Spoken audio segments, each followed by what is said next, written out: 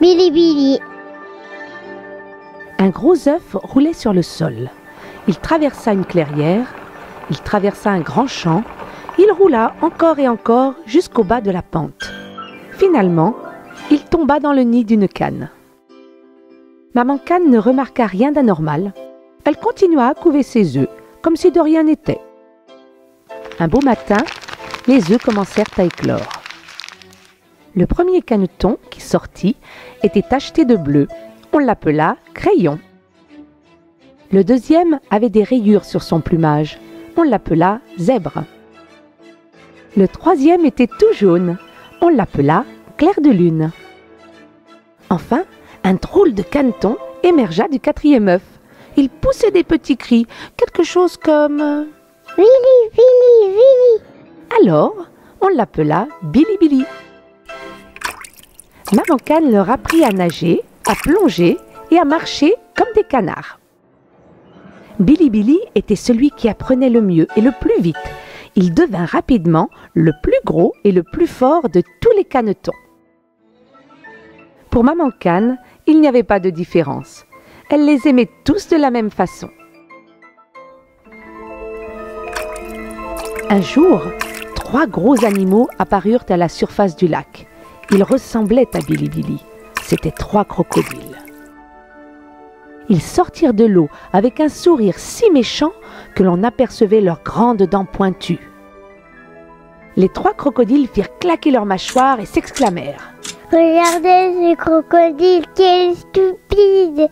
Il marche comme un canard. » Bilibili s'écria « Je suis pas un crocodile, je suis un canard !» Les 3 crocodiles éclatèrent de rire. Allons, regarde-toi. Tu n'as pas de plumes, pas de bec de canard, pas de pattes palmées. Toi, tu as la peau grise, de grandes mâchoires et des dents pointues. Et l'odeur des méchants crocodiles, juste comme nous. Le premier crocodile expliqua. Si tu as une peau grise, c'est pour mieux te cacher dans l'eau quand tu t'approches des canards. Le deuxième crocodile ajouta. Si tu as des grandes mâchoires, c'est pour mieux attraper les canards et les empêcher de s'enfuir. Et le troisième crocodile conclut. Si tu as des dents si pointues, c'est pour mieux croquer ces canards si gros, si délicieux. Miam miam. Les 3 crocodiles grimacèrent. Nous avons appris que tu vivais dans une famille de canards. Les canards bien gros qui semblent délicieux. Demain, tu vas les emmener plonger du pont. Nous attendrons dessous, avec nos mâchoires grandes ouvertes. Bilibili demanda. Mais pourquoi je devais faire cela? Voyons, parce que toi aussi tu es un crocodile et nous devons nous entraider. Sur ces mots, ils disparurent dans les hautes herbes. Le pauvre Bilibili marchait tristement le long du lac. Il pensait « Je ne suis pas un canard, je suis un méchant crocodile. » Il s'assit au bord de l'eau quand soudain, il aperçut son reflet qui dessinait une forme bizarre à la surface du lac. Bilibili se mit à rire. Je ne suis pas un canard, je ne suis pas un crocodile non plus. Je suis un croco-canard. Ces 3 méchants crocodiles veulent manger ma famille. Je dois trouver une solution. Bilibili s'assit sur une pierre. Il réfléchit et réfléchit encore. Puis tout à coup, il lui vint une excellente idée. Alors, il rentra chez lui, rassuré. Cette nuit-là, les 3 méchants crocodiles aiguisèrent leurs longues dents pointues. Ils imaginaient déjà ces canards si gras, si délicieux qu'ils allaient croquer le lendemain.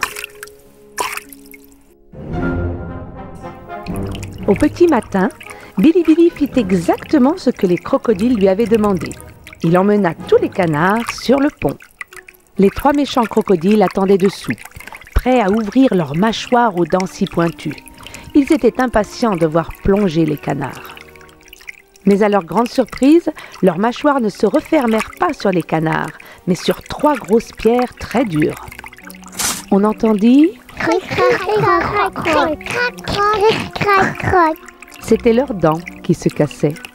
Alors, les 3 méchants crocodiles s'enfuirent à toute vitesse et si loin que personne ne les revit plus jamais. Bilibili avait sauvé les canards. Tous le portèrent en triomphe autour du lac en dansant joyeusement.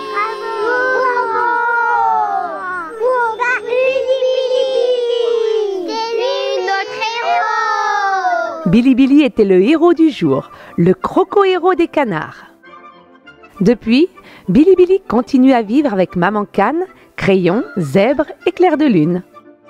Et si vous allez un jour au bord de ce lac, tout le monde vous dira qu'il est le plus fort, le plus courageux et le plus heureux des croco-canards.